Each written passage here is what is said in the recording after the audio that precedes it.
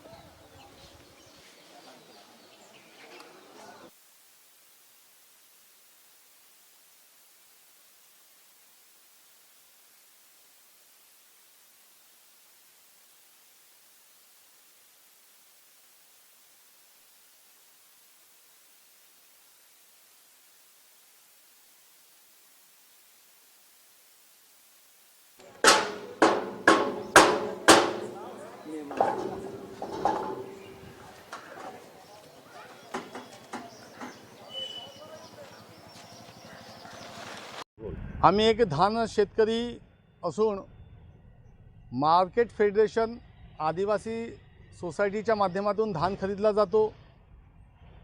शासनाने 31 तारखेच्या नंतर धान खरेदीचं उद्दिष्ट वाढायला पाहिजे होतं, पण अजूनपर्यंत 50,000 जवळपास शेतकऱ्यांचं धान त्या फेडरेशनच्या जवळ पडलं आहे, पण उद्दिष्ट वाढवलं नसल्यामुळे आम्ही शेतकरी आता धान हा पूर्ण आता व्यापाऱ्याला विकण्याची स्थिती आणि व्यापारी कमी दरामध्ये हा धान घेईल.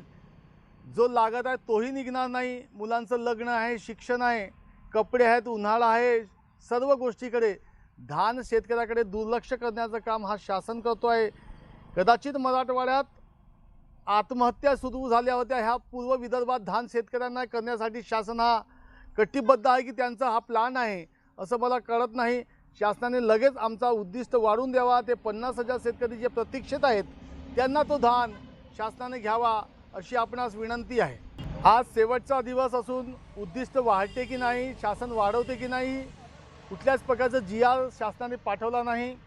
त्यामुळे जर उद्दिष्ट वाढलं नाही तर हा जो धान आहे आम्हाला व्यापाऱ्याला विकावा लागेल.